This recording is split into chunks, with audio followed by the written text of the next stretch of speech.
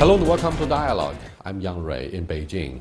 I'm joined today by Douglas Powell, Director of the Asia Program of the Carnegie Endowment for International Peace. Mr. Powell has spoken and published frequently on nation affairs and national security issues. Today, we will take the opportunity to catch up with him about cross-strait ties, the Philippines' diplomatic moves, the security prospects on the Korean Peninsula, as well as the U.S. role in Asia. Before we start off, let's take a look at this background report. Top military officials and academics in the region debate the most relevant security issues of the day. But they're not looking for answers, rather just a frank and intelligent debate on the best way forward. We heard about terrorism this morning. That affects us globally, and each nation can take a role in trying to assist in reducing terrorism. I think North Korean nuclear armament is by far the most imminent, most dangerous security challenge that this region faces. And host China provided its own views. It's a pressing matter to abandon the Cold War mentality and build a new security concept that is common, comprehensive, cooperative, and sustainable. China proposes that all sides take a new path of communication, that is, use dialogue rather than confrontation, build partnerships but not alliances. Chan said some nations are now sacrificing the security of others to pursue their own form of absolute security. He instead proposed that all sides use a new path of communication, that is, to use dialogue rather than confrontation, to build partnerships, not alliances. I think anywhere where you can come and hear diverse views that we've heard today so far is very, very valuable. The Russians have offered perspective on their position in the Middle East, but link that to the potential for global terrorism. I don't agree with many of the positions that they've taken, but that's the point of a dialogue. Security in Asia is lacking a consensus, and there are no simple answers, of course. Historical disputes remain unsolved, and there's often little appetite to approach them. But China reaffirmed its commitment to finding peaceful solutions to these issues. Welcome to Dialogue, Douglas Powell.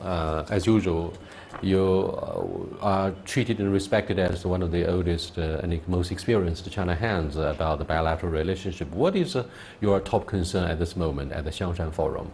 Well, my concern at this forum and many other gatherings is how to manage the long-term competition between the United States, which has had a dominant role in the Asia-Pacific region, and the rise of China's capacity and power in the region. There's the chance that this will turn into a conflict and catastrophe, but I don't think either side wants it to end up there. But knowing how to avoid those outcomes is not natural, and we have to work hard to adjust American expectations and to give China indications that it's welcome, but it's welcome within the rules of the road to pursue its expanding influence. And this is going to be a process that won't be solved overnight. It won't be one meeting and we understand each other. It's going to take probably many years of interaction and restraint. Many other countries have been caught unprepared about the global implications of China's rise in recent years. But do you buy the idea of Dr. Henry Kissinger that what happens between our two countries is actually a co-evolution? A co-evolution, yes. I think that's a correct characterization. The U.S. had long had a Cold War posture vis-a-vis the Soviet Union, and we had to maneuver around each other and avoid conflict. So it's not completely new. But the last 20 years, the United States has really not had a rival in power. It's been a unipolar world. And the young people or the middle-aged people in the American government and security and defense circles, that's the world they know of being the single voice. And they have to learn some of the lessons from the Cold War veterans. Not that this is a new Cold War, but that there are aspects of the Cold War that we have to reintroduce into our conduct of our relations with China and other countries. But some of the old voices in the decision-making body in the DC are not drying out. For example, Kurt Campbell, an American senior diplomat who was one of those responsible for the so-called pivot to Asia, noted recently that the United States is one of the biggest concerns for Asia. He urged the U.S. to pivot even further towards Asia, engaging in a process of energetic diplomacy and higher military spending. Do you agree? I don't want to, in such a short excerpt, say I agree or disagree. I think the pivot to Asia has been sensible, but I understand it as not something which is intended to raise our military profile in Asia, but rather to make a healthier balance among our diplomacy, economic involvement, and security presence. The security presence has brought stability and prosperity. There's room for enhancing that prosperity through the Trans-Pacific Partnership and subsequent free trade agreements, and there's certainly room for better efforts at diplomacy. Campbell was part of a real big improvement in diplomacy by the United States, but the U.S. hasn't done that much in the military sphere in the region. The U.S. has drawn down in Europe and the Southwest Asia, but really has not increased in the Asia Pacific. This is not well understood in China. Most people think we're shifting all our assets to the Asia Pacific region, but that's a misunderstanding. The misunderstanding actually comes from the trust deficit. Mr. Kenneth Lieberthal and Professor Wang Jisi co-authored a book about this trust deficit in the bilateral relationship. There's another reason too, which is that in the American system, once diplomats begin to talk, they don't really make speeches and public pronouncements, and the economics people are under the radar. But the Defense Department people make speeches and have ships move, and so all the attention focuses on them and misses the other two parts. Right, that's why CNN was aboard a warplane, surveillance plane, to look at the land reclamation in the South China Sea, so that the issue was blown out of proportion to capture media attention. Well, that said, what can be done to enhance the mutual trust? Some of the business executives of the multinationals of the United States said, look, Yang Rui, AmCham may not defend our relationship as we did before, because of the alleged leveling of the playing field. More than 1 decade after China entered into the WTO, we do not want anyone to enjoy supranational treatment, and therefore Americans feel, we are being left increasingly marginalized. We no longer enjoy the traditional flavors. What do you think of their concerns, and do you think they have lost their role and voices in defending the common interest? Yeah. I think there's been a big decline in the interest of the business community in providing strong political support for the broad range of U.S.-China relations. And this is due to several factors. One is the surge that followed China's entry into WTO has lasted almost 15 years. You can't expect it to continue. So that the opportunities for growth will decline after the first 5-6 years. They've been actually pretty good up till now, but we're coming to the end of a natural point. What we need to do is have a new round of trade agreements, and China be part of those. The second half of the problem is that China had a very promising third plenum in 2013, suggesting that it would move forward on a market-based reform program.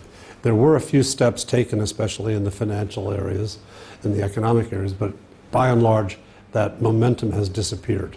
And as the momentum has disappeared, more obstruction has gotten into the path of business community ties.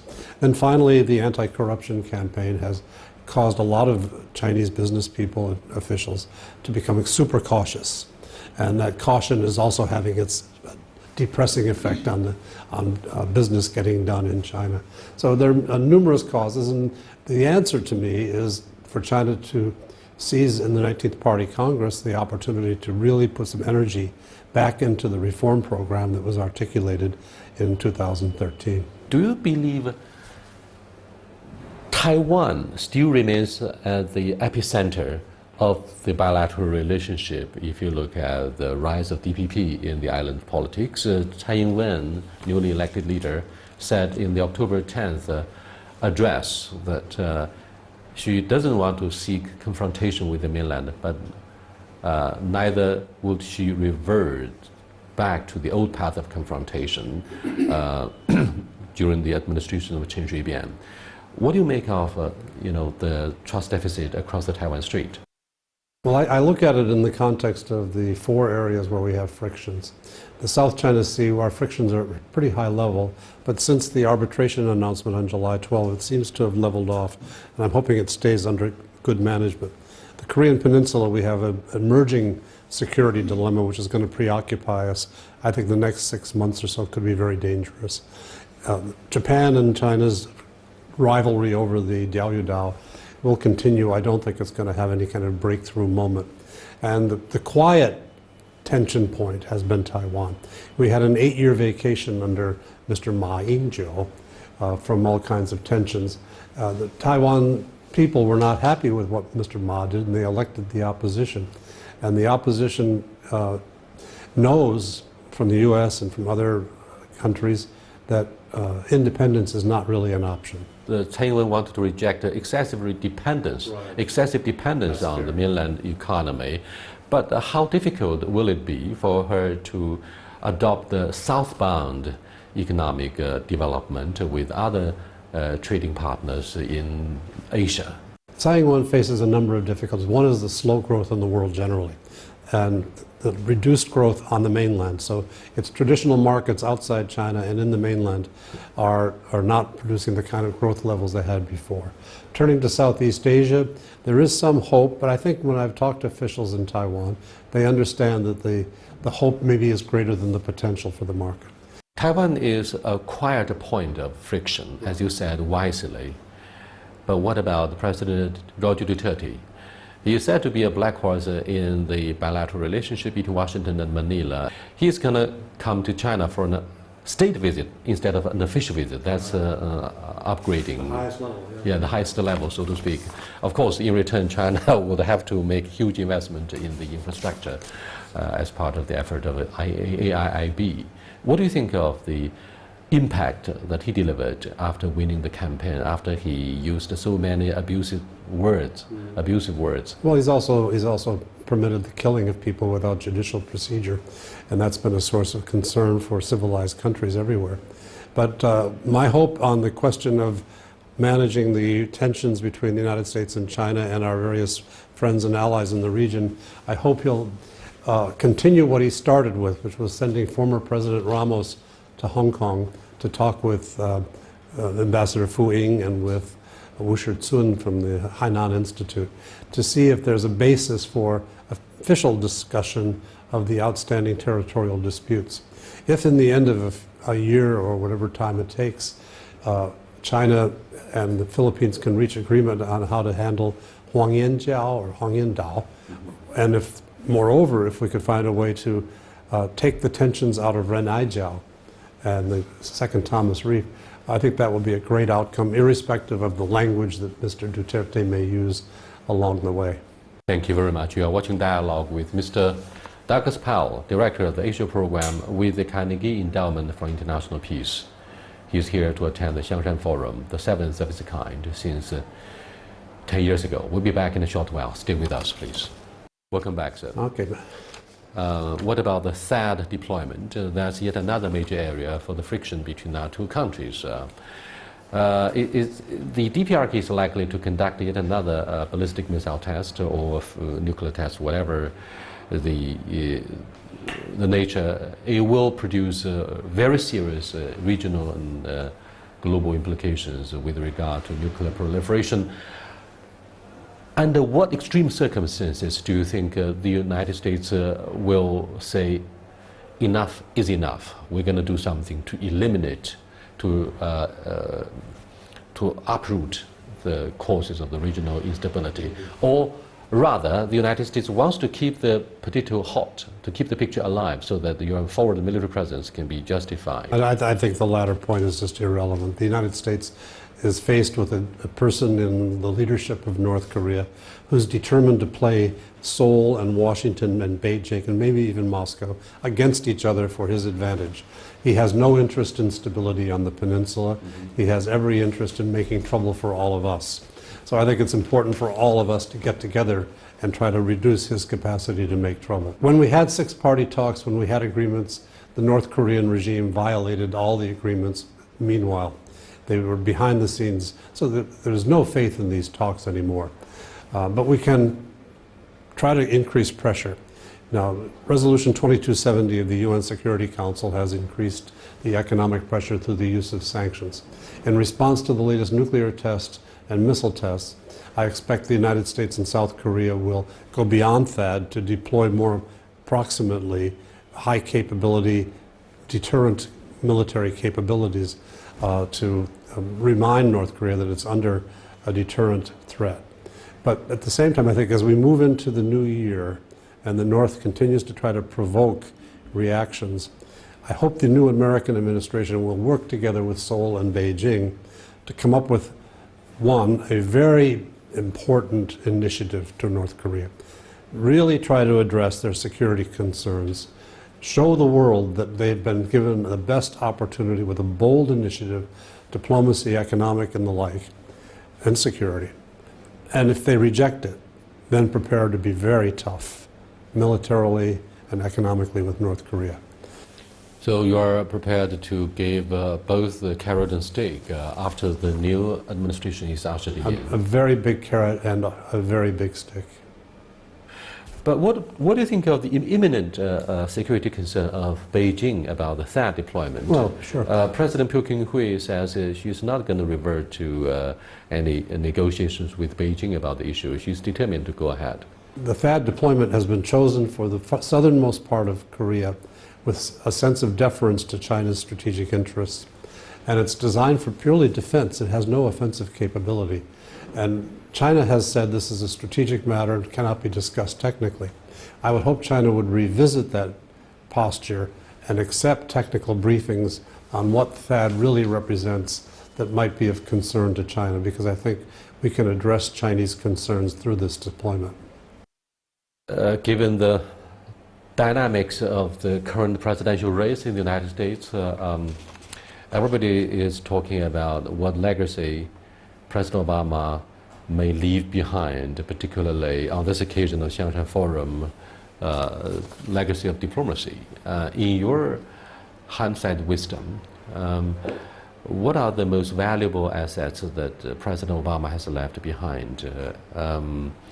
What are the grave challenges that his successor will face? Well, I think Mr. Obama will look back with a feeling of accomplishment on the climate change agreement, which was very importantly done with Chinese leadership as well. And I think he's looked back at the rebalance to Asia as a success. But that's still, as in the case of Taiwan, he has an incomplete grade right now, because we still have the TPP to get passed through Congress. If he cannot get it passed before he leaves office, that's a big demerit in his score card. And if Mrs. Clinton doesn't revise her position and pass it next year, then it will have significantly diminished his legacy on the rebalance or pivot to Asia. He leaves a very negative legacy in the Middle East and Russia and Europe. So he puts a lot of weight on the accomplishments of the rebalance and climate change. But he won Nobel Peace Prize. Well, he got the Nobel Peace Prize was awarded to him for not being George W. Bush. Anything but Bush. Well, what about Cuba? Well, Cuba, I think, was a very good breakthrough. No Republican could have done that because of the peculiar role that Florida and emigre Cubans plays in Florida politics. So I think Mr. Obama made a breakthrough. I wish he were more bold about the breakthrough.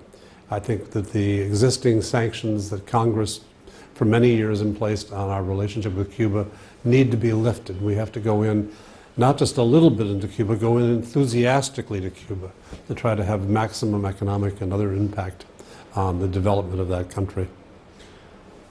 Are you optimistic, pessimistic, or cautiously pessimistic, or the other way around, about the coexistence between the two biggest economies, China and the United States, in the Asia-Pacific region during the next administration? You ask about economies. I think there will be a pickup in economic frictions irrespective of who is president, but I think likely to be. What about the latest development in the BIT negotiations? I think the BIT is a very difficult concept to understand. China is not ready to make a good offer. That depends on it promoting the third plenum reforms, and that's going slowly. So the offers are not there. It will not be acceptable to our Congress in its current form, nor in most likely the offers that we may get to extend the negative list in future negotiation sessions. Having said that, even if we had all the offers on the table, it would still be a difficult bill to get, a treaty to get through the U.S. Senate. I would prefer that the agreement be done on the basis of an agreement and not a treaty, but there are probably difficulties in doing that as well. China needs to move on with its reforms, and then a lot of this stuff will get easier. When the new president comes in, there are going to be a lot of issues on the table about Chinese acquisition of sensitive technologies in Europe and the U.S., the disposition of large funds from the government for private investments in various places are a concern, and the excessive or the increasing acquisition of American media outlets when reverse investment in China is impossible. These are all going to be hot topics starting in January. What about the multilateral trade regime such as the TPP, which is not favored by either Hillary Clinton or Donald Trump? Well, unfortunately, Clinton reversed herself on this. Trump, I think, is hopeless. But Clinton, I would hope, would be able to have the three concerns she identified in her statement backing away from TPP renegotiated. Those negotiations will not be with the other 11 countries. They'll be with concerned parties in Congress, and that she can reach an agreement. Now, the climate in America, because of this election, has become more hostile to free trade agreements in general. And so she'll have to make a political decision whether she can reverse herself on the TPP. I hope she does. That would be the right thing for the country to do. But given the political circumstances, the atmosphere in the United States, she may not do that. Towards the end of this very enlightening discussion about our bilateral relationship, what's your prediction for the U.S. influence the world over? Global influence of the United States is said to be declining with the end of the with the rise of China. Is that a zero-sum game?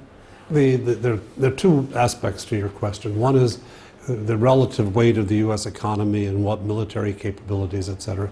And that has to shift because, thank God, the rest of the world has developed, and so the U.S.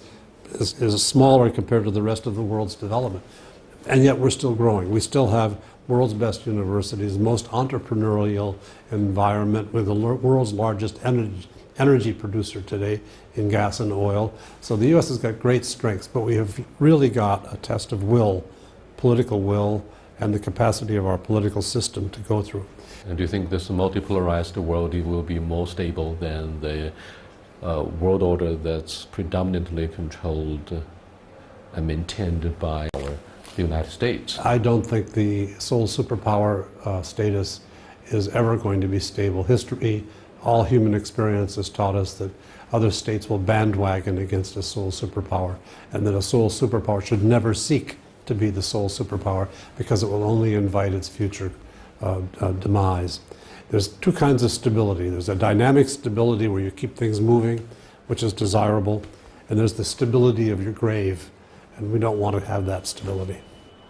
The last question, do you see a divided world with the U.S.